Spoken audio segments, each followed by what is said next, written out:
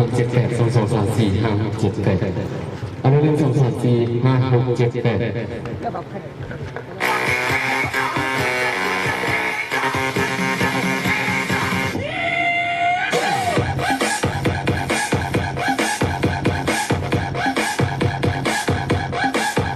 8nhớ số số lịch sử thì tiếp mong sự đời nhớ họ luôn luôn sắm tơ nhỏ luôn luôn sắm tơ nhỏ lúc nào bây giờ tôi thổi cho bây giờ sẽต้องมีโบเตอร์เชียร์อย่าsẽต้องมีโบเตอร์เชียร์ย่อมาอย่างนี้กูอยู่sẽต้องมีโบนู้นหน่อยอย่างเป็นโบของกูเดินน้อยอย่างย่อพอตัวเดียวก็อยู่sẽต้องมีโบเสียอย่างพวกตัวกีเซเลวะอีลานเปเซนในเกาะเชียร์ย่ออีลานเปเซนในเกาะอีลานเปเซนในเกาะเชียร์ทุ่งนอเปลานอีเซนในเกาะเชียร์ย่อตุ้มปีนอจิกิเกลีจิตาลีเดาย่อเฮ้ยจะsẽต้องมีโบเตอร์เชียร์เนาะไม่เจ็บมัวประกาศจะก็อีชงย่ออีชงประกาศเขาประกาศอีชงเที่ยจิตาลีเดาก็เก่งสามารถสิวิธีการที่อีชงทุกหลักที่เต้ลาวเลยย่อไม่เจ็บมีโบเตอร์เชียร์เลยย่อ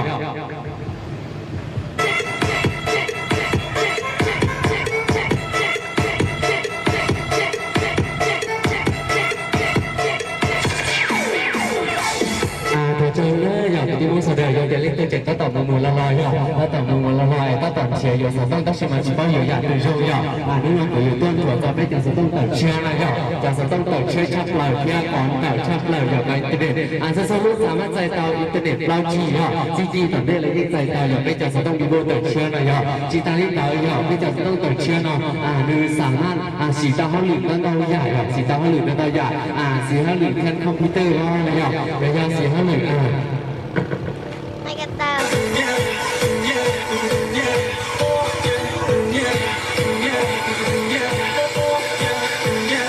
อย่าไปจับสต้องเติร์เชียร์นอก็จะสามารถเจอเตาเมื่อตั้งตัวหลายตัว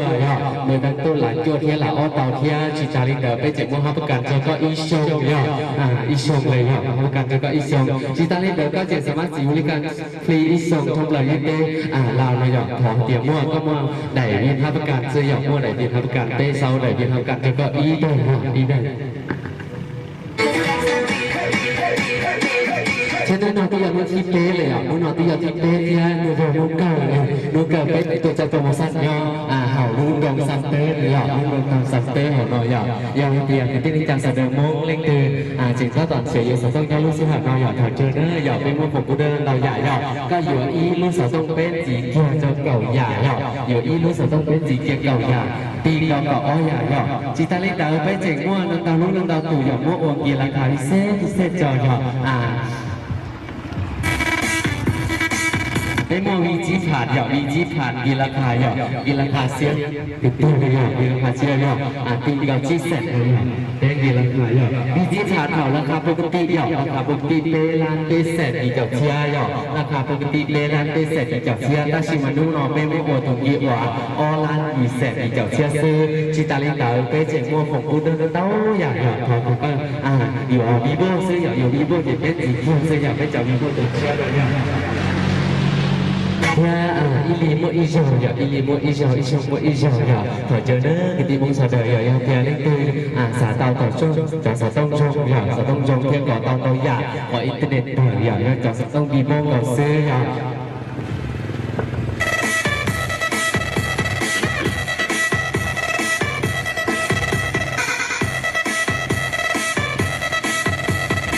สาต้องดีโบตัวเชื่อน้อยจากสาต้องเที่ยวจะเล่นจะตูสาเตาจะเล่นจะตูเตาปอดย่อเห่าเฟซบุ๊กเฟ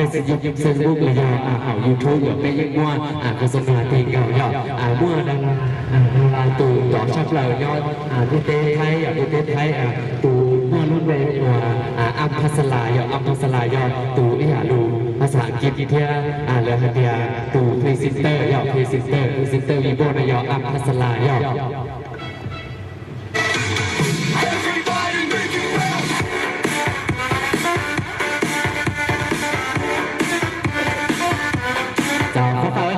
สำหรับพ่อแม่พี่น้องท่านใดที่กำลังไก่ไปไก่มาเนาะกำลังซอกซื้อซอกแซงในบริษัทในช่วงนี้เนาะกับฝากกันแล้วกันเนาะกับวีโบสมาร์ทโฟนของพวกเรานั่นเองเนาะมีราคาเริ่มต้นเพียงแต่1,330,000 กิฟต์เนาะ1,330,000 กิฟต์เท่านั้นสูงสุดถึง3,100,000 กิฟต์เนาะราคานี้ถือว่ายาวๆสบายกระเป๋าเลยทีเดียวโบเพลงนั้นมีพันกิฟต์เนาะทานซื้อวีโบวันนี้ฮับไปเลยผมแจกของแถม10 อย่าง12 อย่างเลยทีเดียวเนาะกับวีโบสมาร์ทโฟนของพวกเราอย่าลืมกันแล้วกันเนาะ จากปัจจุบันน้องดีโบสมาคมของเราได้มีการจัดจำหน่ายกันอย่างเป็นทางการกันแล้วที่ห้างอาเดียนโมบายซัมไตของเราแห่งนี้นั่นเองเนาะและพิเศษกว่านั้นคือทีมงานดีโบสมาคมของเราได้มีโอกาสลงมาแจกคุณเล็กคุณกำไรให้กับลูกค้าชาวเมืองซัมไตนะฮะ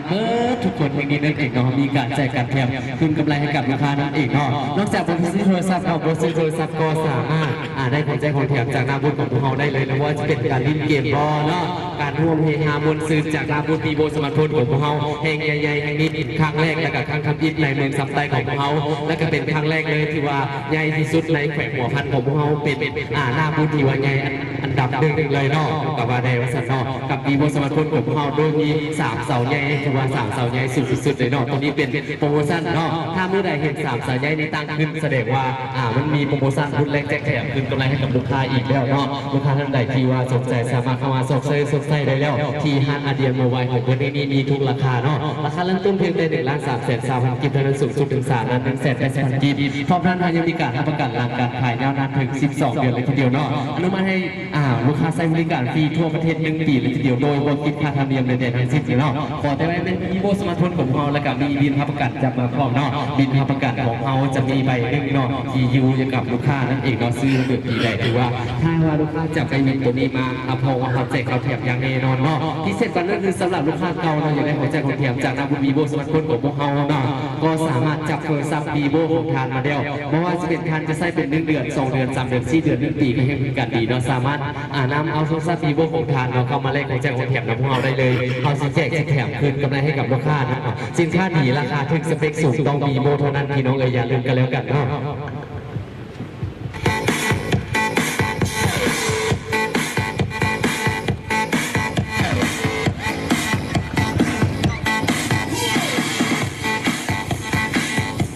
สำหรับน้องๆในเนื้อสามสัมไตของพวกเราน้องผู้ใดที่ว่าอยากได้ปุ๊บเป้าเราสามารถเข้ามาเอาได้เลยนอกจากนามบุญดีโบสมทนของพวกเราเราจะมีการแจกปุ๊บเป้าน้ำจากดีโบสมทนของพวกเรานั่นเองเนาะโบราณนั้นยังพออีกเนาะสำหรับลูกค้าท่านใดที่ว่ากำลังซ่อมซื้อซับไซด์โดยซับในช่วงนี้ก็อย่าลืมแล้วกันเนาะกับโปรโมชั่นดีโบสมทนของพวกเราเนาะมีราคาเริ่มต้นเพียงแต่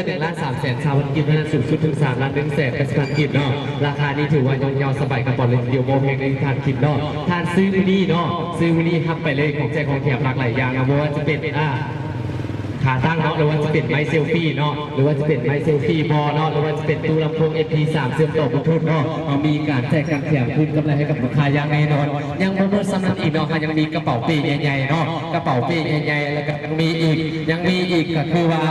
จะเป็นกระเป๋ากางเนาะหรือว่าจะเป็นกระเป๋าหิ้วเนาะเพราะนั้นยังพอยังมีการแจกเป็นการน้ำห้อนได้อีกเนาะแจกการน้ำห้อนเนาะแจกการน้ำห้อนกับสายฟังหูใหญ่ๆเนาะสายฟังหูใหญ่ๆเราจะมีการแจกการแถมคืนกำไรให้กับลูกค้านั่นเองเนาะลูกค้าท่านใดที่ว่าสนใจกำลังดูซื้อเลือกใช้สมาร์ทโฟนก็อย่าลืมแล้วกันกับโปรโมชั่นดีโบสมาร์ทโฟนของพวกเราเนาะเพราะนั้นยังพออีกเนาะเขายังมีการแจกเนาะแจกเป็นขาตั้งโทรศัพท์บอหรือว่าจะเป็นไมค์เซลฟี่บอเนาะหรือว่าจะเป็นขาค้ำบอเนาะวันนี้เขามีของแจกของแถมหลากหลายอย่างเลยทีเดียวเนาะ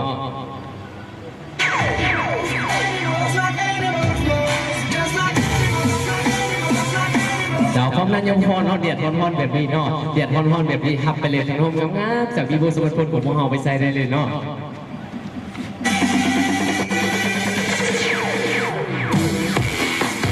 เจ้าอย่าลืมแล้วกันเนาะโปรโมชั่นดีๆราคาถึงต้องวีโบเท่านั้นเนาะโปรโมชั่นดีๆเดี๋ยวนี้ต้องมีทีวีโบเท่านั้นอย่าลืมกันแล้วกันเนาะพ่อแม่พี่น้องสามมือสนใจเบิ้ลทุกคนแห่งนี้นั่นเองเนาะมีการแจกโปรโมชั่นสิทธิพิเศษเนาะหรือว่าลูกค้าท่านใดที่ว่ามีความสนใจเนาะมีความสนใจอยากถ่ายรูปหรือว่าเทคโฟโต้นำมาสปอร์ตใหญ่เฮาก็ได้เนาะหรือว่าจะเป็นหน้าบูธของพวกเฮาก็ได้เนาะหรือว่ามาสปอร์ตกลางมาสปอร์ตน้อยของพวกเฮาตรงนี้จะเป็นมาสปอร์ตที่ว่าสามารถเต้นได้เนาะมาสปอร์ตเต้นได้มาสปอร์ตยางได้เดินได้ลักษณะเกี่ยวกับมาสปอร์ตของพวกเฮาตัวนี้นั่นเองเนาะลูกค้าท่านใดที่อยากถ่ายรูปกับมาสปอร์ตของพวกเฮาก็สามารถเข้ามาถ่ายรูปได้เนาะเฮาบุกิจนี่มีภาษาฟรีทั้งนั้นเนาะมีแต่ฟรีกับฟรีเนาะตัวนี้จะเป็นมาสปอร์ตของเฮาสามารถเต้นได้เนาะเต้นได้เดินได้ย่างได้เล่นได้ลักษณะมาสปอร์ตของพวกเฮาตัวนี้ลักษณะเจ้าต่อไป เนาะจะเป็นการติดเนาะติดโซบีโบของพวกเราเนาะโดยจะมีมาสคอตของพวกเรานี่แน่เนาะแล้วก็ทางเจ้าเอกสิเต้นโซเกี่ยวกับบีโบโซนคนของพวกเราเนาะพอบีโบของพวกเราจะมีการเต้นโซอีกเนาะจะมาพร้อมกับหลากหลายเพราะว่าจะเป็นสินค้าดีราคาถึงสเปคสูงแล้วยังมาพร้อมกับการตลกเฮฮามวลซื่นและอีกเกี่ยวกับอาวุธบีโบสมรรถของพวกเรามาพร้อมกับพวกแจกของแถมหลากหลายอย่างเลยมีแต่คืนกำไรให้กับลูกค้าล้วนๆเลยทีเดียวเนาะลูกค้าท่านใดที่ว่าสนใจอย่าลืมรับกับโปรโมชั่นบีโบสมรรถของพวกเรานั่นเองเนาะต่อไปเราจะมีรายการเต้นอีกเนาะ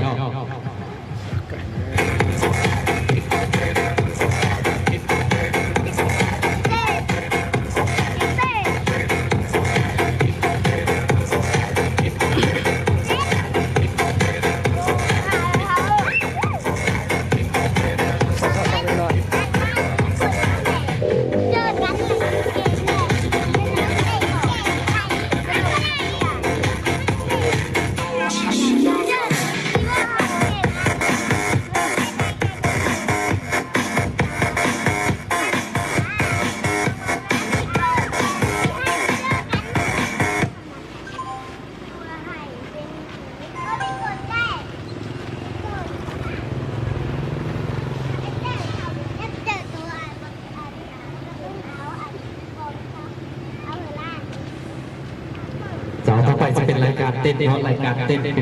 บีโบนั่นเองเนาะเต้นบีโบจะมีซีทีว่าเขาเอื่นมาเป็นอาหารตาว่าสันเนาะสามารถแสดงเป็นหลายอักษรให้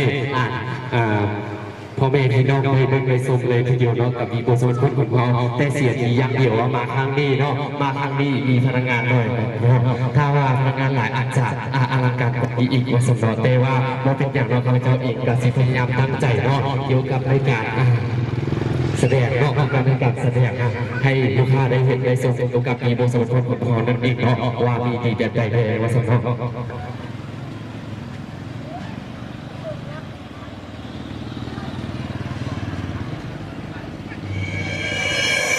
I want to hey, hey.